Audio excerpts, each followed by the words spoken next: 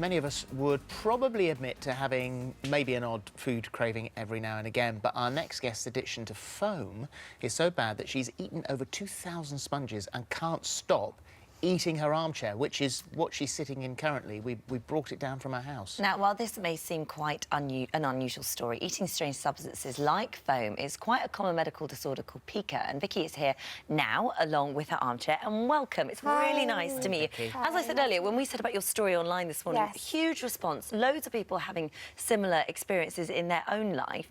When did this start for you? Because you haven't always eaten foam. No, it started when I was roughly about 4 or 5 months into my pregnancy.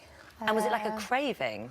Oh, it started off, I was just sat there one telly and I was just, you know, picking up a bit of a fiddler anyway, and I was picking and it would just happen. I just started eating bits of And it fulfilled that craving, that urge. I used to, before that, it used to be like a bath sponge. I used to just chew, you know, the texture, like, you know, babies doing the bath, like, it was like that, and then it would just become like a craving, an urge, just an urge. To do it. And then you got to the stage where you missed it and it made you feel better. There was a satisfaction when you did. Yes, a satisfaction. You know, like if you eat chocolate, you feel like satisfaction. Like it was like that. It's and just, relaxing. yeah, quite a relaxing thing relaxing. to do. But then, like the after effects, like, you know, after hours, and you sit there, I kind of get depressed about it because it's just. It's not something you necessarily want to do. You don't want to continue to do it. No, I don't. I want to stop. I mean, I've been to the doctors. I've seen like behavioural therapy. I've met somebody else with the same condition. And I'm just thinking for the future. I mean, I don't want to have another baby at the moment, but because I'm still in my 20s, you never know what's around the corner, and how could I do that if I'm, like, eating sponge, but you also, you know, if I'm pregnant, you know, in the future. And I don't want my daughter to pick up on it. It's not fair. I can understand. But I just can't stop But you're it. you put bits of foam in your handbag. I've got some with me today, actually. I was having from breakfast in the hotel.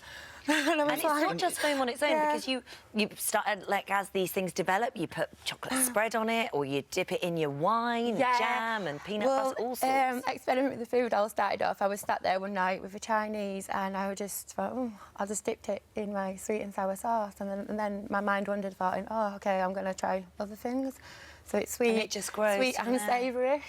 And the thing is, I mean, this is serious, because health-wise, if your gut is filled with foam, it's going to cause you all sorts of uncomfortable health implications. I was admitted to hospital a few months ago. I didn't stay in overnight. The pain had got through by the time I'd got seen to anyway. But that's when I realised I need to do something.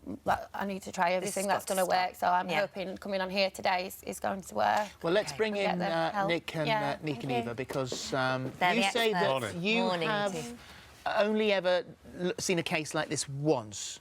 Yeah. That's right. And so for something like this, how would you approach it? Well, ultimately, it's not what she's eating, it's why she's eating it. That's what it comes down to. And there's not a lot of research about pica at all. And the research that's out there has been usually relating to ice, and there have been done studies on that. And there is considered a link between pregnancy and pica. Based upon a mineral deficiency. However, we actually think that there's more to it, because you've continued, and although I do think that taking some sort of a mineral supplement is really important and something that needs to be addressed and looked at. It's also the fact that you were satisfied by it and continue to be would suggest that there is a positive intent behind it. Do you eat ordinary food as well? I do. I eat about 2 or 3 meals a day, depending on how busy I am. But my meals are smaller because I'm quite full on the sponge, obviously, because it's sitting there. And the doctor has given me, like, iron tablets and vitamin tablets because I might not be getting the right... Have they pointed out the potential medical problems that you could have? Yeah, it could cause, like, bowel cancer because I'm constipated and things like that. We spoke to Dr. Rice, who was in earlier on, and he said as intestinal blockages, constipation, as you know, bloating, chemicals in sponges can cause anemia, liver enzymes to become hyperactive, and all the other things. So, but you're aware of that? Yes. And so, once again, you know, well, if she wants to be helped, and I suppose that's a critical thing, you have to want to be helped. What it comes down to, because obviously this started 4 months into the pregnancy, as you said, and at that point, when she first did it, there was a positive intent behind it. And what we would want to look at is, does that still apply? Because we're really confident that it won't do. But there was obviously something traumatic going on in your life around that time. Yeah. And doing what you did. Does that seem to ring a bell? Clearly it does, yeah. You don't have to talk about those things now because the Speakmans are here and hopefully they can work their magic and take you away and talk to you privately and maybe everything help. here is confidential, OK? So that's the important thing.